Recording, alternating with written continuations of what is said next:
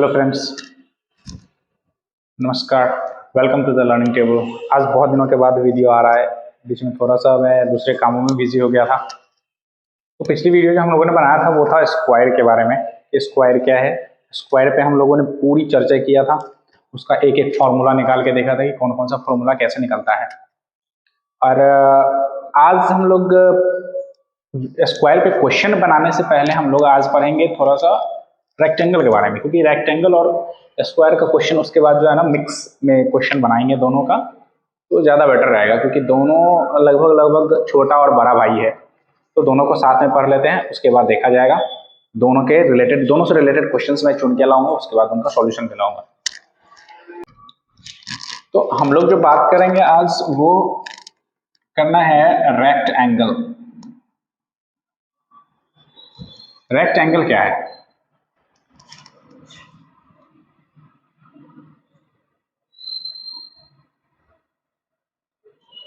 ये है rectangle. Rectangle में क्या होता है, ये शेप स्क्वायर जैसा ही बनता है। इसमें भी 4 साइड्स होते हैं और चारों एंगल्स जो होते हैं वो 90 डिग्री के होते हैं। लेकिन स्क्वायर में क्या होता है कि जो आमने सामने यानी कि चारों जो साइड्स होते हैं ना, वो चारों साइड्स इक्वल होते हैं। लेकिन रेक्टेंगल में क्या होता है, आमने सामने का जो साइड्स होता है ना वो इक्वल होता है। आमने सामने का साइड्स जो है वो इक्वल होता है और वो क्या करता है, 90 डिग्री का एंगल बनाता है। क्या बनाता है? 90 डिग्री का एंगल बनाएगा। यहां से ये 90, ये 90, ये 90 और चारों एंगल्स का ऐड हो जाता है 360। ये तो आपको पता ही है, क्योंकि चारों एंगल्स में डाल रखा है। चारों एंगल्स जब ये डालेंगे तो हो जाएगा 360। नाउ इसका हम लोग नाम दे देते हैं, नाम दे दिया। अब इसमें एक चीज और होती है और वो होता है डायगोनल। इसको कहते हैं डायगोनल। क्या होता है? डायगोनल होता है। ठीक है, ये जो पार्ट है इसको हम लोग लेंथ बोलते हैं, जिसको हम लोग एल से डिनोट करेंगे फॉर्मूला बनाने में। और ये जो होता है वो होता है ब्रेथ, या हम लोग विड्थ भी बोल सकते हैं। इसको हम लोग बी से डिनोट करेंगे। ठीक है, तो ये एल है, ये दोनों बराबर होता है। मैंने अभी भी बोला, तो ये भी एल हो जाएगा और ये बी है तो ये भी हो जाएगा बी, यानी कि ब्रेथ। ठीक है, इसकी लंबाई, इसकी यूनिट ही मैंने डाल दिया है। इसकी लंबाई जो है मैंने डाल दिया है एल, और इसकी जो चौड़ाई है यानी कि ये, तो ये डाल दिया मैंने बी। अब क्या है, अब हम लोग देखते हैं कि इसमें इसके फॉर्मूले कैसे निकलते हैं। तो हम लोग इसके फॉर्मूला के बारे में जब हम लोग देखेंगे तो हमें कुछ चीज़ों का ध्यान रखना होगा। जैसे इसमें ये बाहरी जो होता है वो वर्टेक्स होता है, इसमें 4 वर्टेक्स होते हैं, 4 एंगल्स होते हैं। आमने सामने की साइड्स इक्वल होती है, उस साइड लेंथ यानी कि लेंथ इक्वल होती है और ब्रेथ इक्वल होता है रेक्टेंगल में। ठीक है, तो अब हम लोग देखते हैं कि इसका सबसे पहले जो फॉर्मूला होता है, तो फॉर्मूला बनते कैसे हैं। तो ये एरिया है, सबसे पहले एरिया निकालते हैं। तो एरिया का फॉर्मूला कैसे बनता है? एरिया क्या मतलब होता है कि जो भी फिगर, क्लोज फिगर जो रहेगा, ये क्लोज फिगर है, इसके बीच में कितनी जगह है उसको एरिया कहते हैं। मतलब अगर किसी भी क्लोज फिगर, अब आपको ओपन फिगर और क्लोज फिगर तो पता होगा। जैसे अगर मैं बात करूं, जो चारों तरफ से बंद रहेगा, कहीं से भी खुला ना रहे, चाहे वो ट्रायंगल हो, चाहे वो सर्कल हो, कुछ भी हो, वो अगर चारों तरफ से बंद है तो वो क्लोज फिगर होता है। अगर किसी साइड से अगर खुला हुआ है, मान लीजिए मैंने यहाँ से खोल दिया, तो वो ओपन फिगर हो जाएगा। यहाँ से अगर खुला है तो ओपन फिगर हो जाएगा। तो जो भी एरिया होता है ना, किसी भी फिगर के बीच का जो एरिया होता है, जो जगह होती है ना, उसी को एरिया कहते हैं। मतलब अगर मैंने रेक्टेंगल यहाँ पे बनाया तो इसके बीच में कितनी जगह है वो एरिया कहलाएगा। ठीक है, अब हम लोग इसके बारे में अब देखेंगे कि एरिया का फॉर्मूला क्या होता है। Area of rectangle. अब एक चीज देख लो आप, मैंने यहाँ पे रेक्टेंगल बनाया, इसका मैंने ले लिया L और इसका ले लिया मैंने B। इसकी लंबाई कितनी है? L है और चौड़ाई कितनी है? B है। अगर मैं इसमें ये L को फिट करना शुरू कर दूं तो फिट करते करते करते करते करते कितनी टाइम्स तक करना पड़ेगा? तो ये जितनी इसकी लंबाई होगी, जस्ट एग्जाम्पल, अगर मैं यहाँ पे एक 10 मीटर का 10 मीटर जो है ना एक बीकर लेता हूँ और उस बीकर में एक 10 mm का ले लेता हूँ और उसमें 1 mm की मुझे गोलियां रखनी है। तो 1 mm की जो गोलियां रखूंगा तो कितनी गोलियां आएंगी इसमें? 10 आएगी। एक रखेंगे, उसके ऊपर एक, इसके ऊपर एक, उसके ऊपर एक। ऐसे ही हम यहाँ पे लाइंस को अगर लिखना शुरू करें, इस लाइन को डालना शुरू करें तो कितने लाइंस डालेंगे? B, जितने इसकी चौड़ाई रहेगी यानी कि B बार डालेंगे, यानी कि B टाइम्स डालना है। तो हम यहाँ पे क्या लिख सकते हैं इसको? L plus L plus L plus dot dot dot dot B times, ये लिखेंगे। तो आपने कभी देखा होगा कि 2 प्लस 2 प्लस 2 प्लस 2 प्लस 2 अगर लिखा रहता है तो क्या रहता है? पहले एक, हम इसको क्या करते हैं? पहले लिखते हैं 2। कितने टाइम्स आया है? 1 2 3 4 5, तो इसको 5 से मल्टीप्लाई कर देते हैं, आंसर आ गया। तो यहाँ पे भी हम क्या करेंगे? L को कितनी बार लिखते हैं? B टाइम्स लिखते हैं। जब L को B टाइम्स लिखते हैं तो हम लोग क्या लिखेंगे? L इंटू B, यानी कि जो एरिया का फॉर्मूला निकलेगा वो क्या निकलेगा? लेंथ इंटू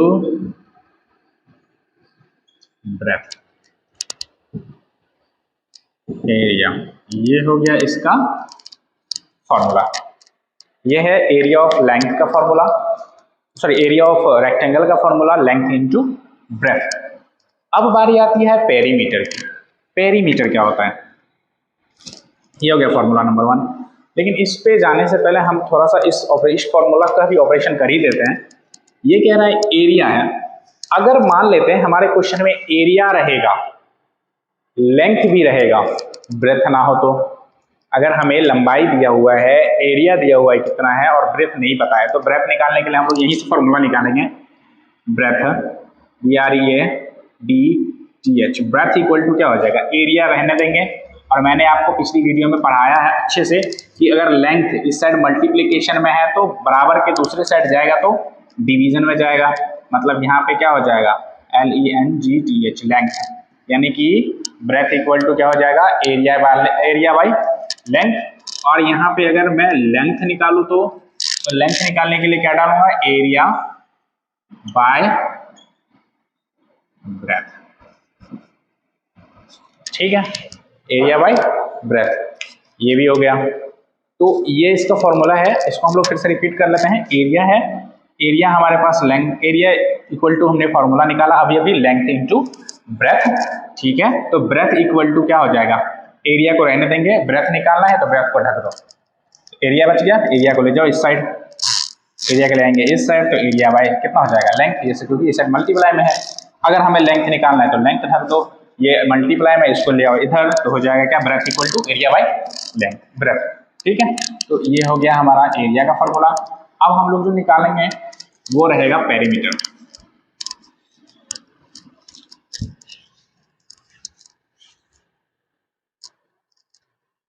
अब हम लोग यहाँ पे निकालेंगे दूसरा फॉर्मूला जो होगा वो पेरीमीटर का निकालते हैं। पेरीमीटर में क्या होता है आप जरा देखो, गौर करना। यहाँ से मान लेते हैं एक दूध वाला है, ठीक है, ये यहाँ से अपने घर से B के घर दूध पहुंचाता है, तो A से B की लंबाई कितनी मैंने डाली है? L, तो कितना डिस्टेंस कवर करता है? L।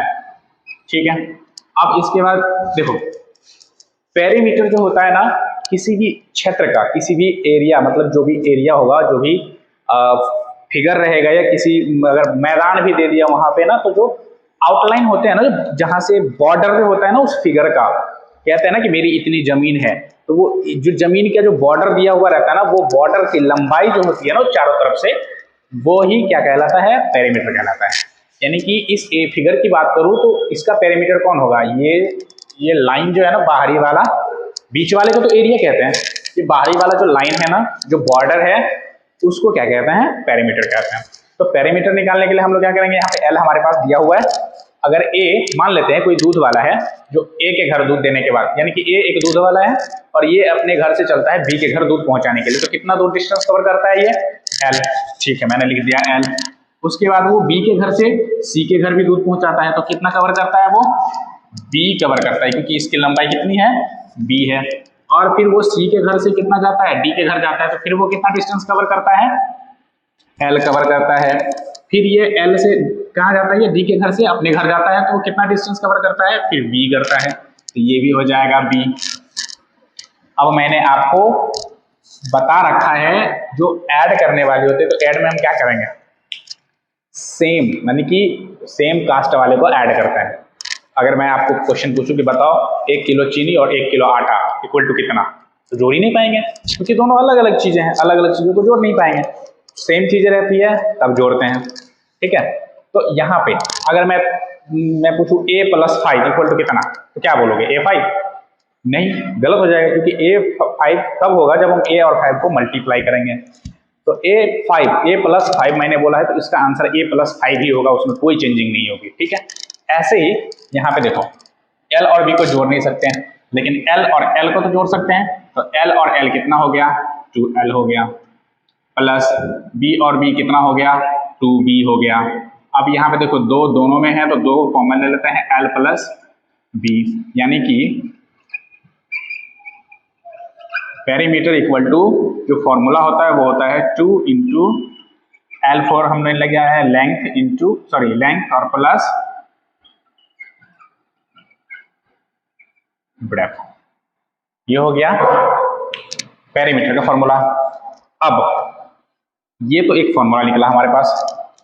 अगर हमारे पास पेरीमीटर दिया रहे लेंथ दिया रहे तो ब्रेथ कैसे निकालेंगे, तो ठीक है, तो आप पहले लेंथ निकाल लेते हैं।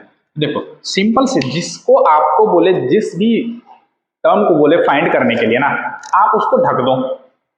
मैंने इसको ढक दिया, अब इसको ढको, ढकने के बाद आपको क्या दिख रहा है, अब ये भूल जाओ यहाँ पे है क्या क्या दिख रहा है, ये 2 दिख रहा है और ब्रेथ दिख रहा है, ठीक है। अब यहाँ पे देखो ये 2 है ना, इस 2 को ले आओ इस साइड, पहले 2 को ही साइड कर देते हैं, तो ये कितना हो जाएगा, ये इस साइड देखो मल्टीप्लाई में है, इस साइड आएगा तो डिवाइड में जाएगा, ठीक है। अब देखो 2 ये यहाँ पे लिख देंगे लेंथ इक्वल टू ना, तो आप इसको इस साइड मैंने लिख दिया, लेंथ इक्वल टू निकालना है। अब इमेजिन करो ये 2 को ले गए हम लोग इस साइड, तो ये इस साइड मल्टीप्लाई में है, यहाँ गया तो डिवाइड में जाएगा, तो ये तो पहले से यहाँ पे पेरीमीटर बैठा हुआ है और ये मल्टीप्लाई में है तो जाएगा डिवाइड में। और ये देखो ये भाई साहब किसमें है प्लस में है, तो इसको ले जाएंगे इस साइड, तब क्या होगा, तो ये जाएगा माइनस में, तो यहाँ पे डाल दूंगा मैं ब्रेथ, ठीक है। ये हो जाएगा इसका फॉर्मूला, समझ गए। अब इसको और भी सॉल्व कर सकते हैं, आपको पता है यहाँ पे हम ये भी लिख सकते हैं। अब इसको एलसीएम कर लेते हैं, इसके नीचे कुछ नहीं है तो 1 है, यहाँ पे कर दिया 2 1 जा 2, तो पेरीमीटर ही होगा, माइनस, अब ये देखो 1 2 जा 2, तो 2 इंटू ब्रेथ,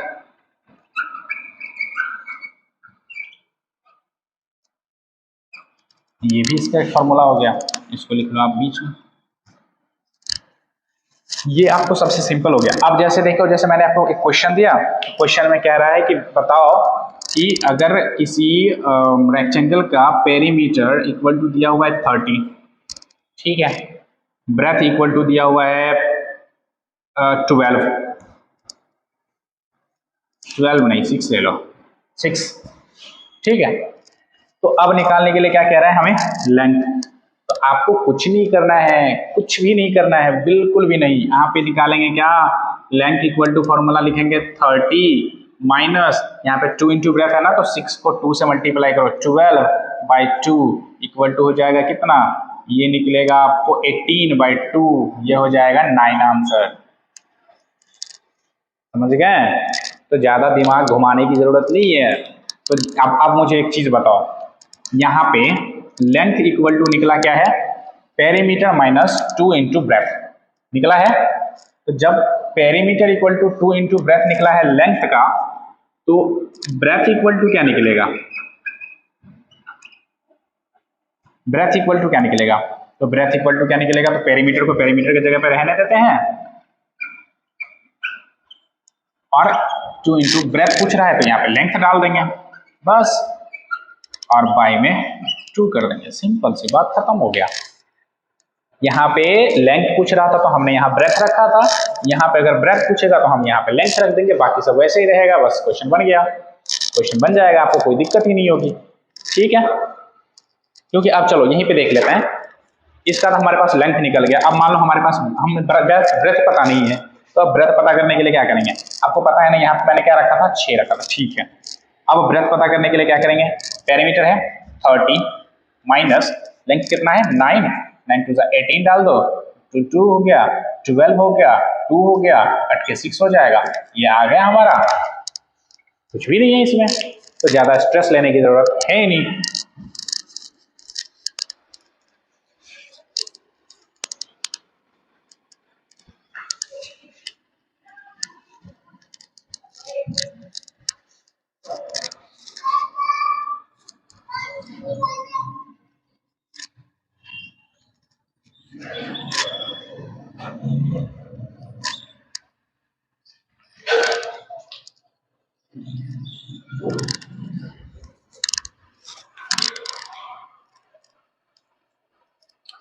तो हम लोगों ने पेरीमीटर भी निकाल लिया, एरिया भी निकाल लिया, अब हम लोग फाइंड करेंगे डायगोनल। डायगोनल क्या होता है, देखो डायगोनल का मतलब होता है ये वाला जो पार्ट है ना,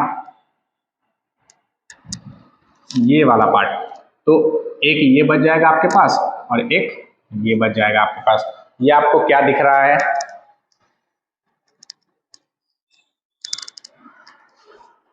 ये आपको दिख रहा होगा राइट एंगल, राइट एंगल। ठीक है, अब यहाँ पे ना थोड़ा सा ध्यान देना है, क्योंकि हम यहाँ पे इस्तेमाल करेंगे पाइथागोरस का थ्योरम। ठीक है, अगर आप लोग नहीं जानते हो कि पाइथागोरस का थ्योरम क्या होता है तो मैं आपको बता दूं, ये देखो ये क्या होता है, इसमें ये एक राइट एंगल ट्रायंगल है, ये हो जाएगा परपेंडिकुलर, ये हो जाएगा बेस और ये हो जाता है हाइपोटेनस।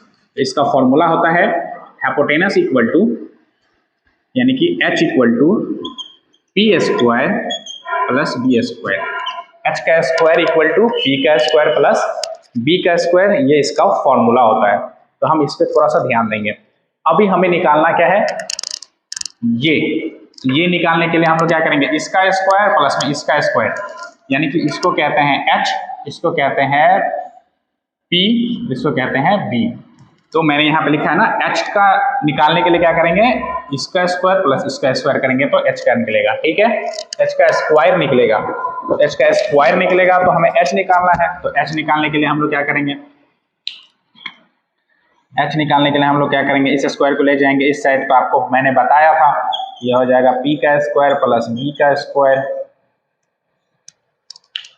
तो अब यहाँ पे करना क्या है, ठीक है, यहाँ पे डायगोनल का करेंगे, पाइथागोरस थ्योरम लगाएंगे। पाइथागोरस थ्योरम यानी कि डीवी, ये डीवी इक्वल टू क्या हो जाएगा, डीसी का स्क्वायर, ये स्क्वायर ले लो यहाँ पे, और डीसी का स्क्वायर,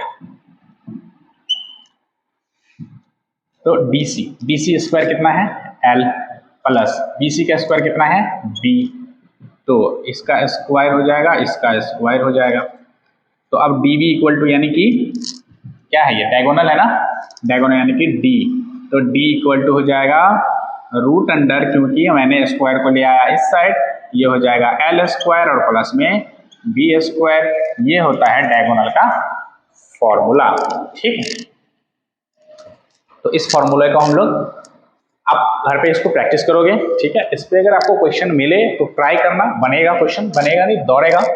ठीक है, अगर उसके बावजूद भी ना बने तो हम लोग नेक्स्ट वीडियो में तो लेके आएंगे ही, मिक्सअप लेके आएंगे, इसमें स्क्वायर और रेक्टेंगल से रिलेटेड क्वेश्चन रहेगा, उसमें हर एक तरह का क्वेश्चन मैं डालूंगा, बेसिक भी एडवांस भी हर एक लेवल का क्वेश्चन डालूंगा उसमें। ठीक है, तो मिलते हैं अगली वीडियो में, तब तक के लिए धन्यवाद। और वीडियो अगर पसंद आए तो लाइक करो, सब्सक्राइब करो और शेयर करो अपने दोस्तों में। बाकी मिलते हैं, ख्याल रखना अपना, बाय बाय।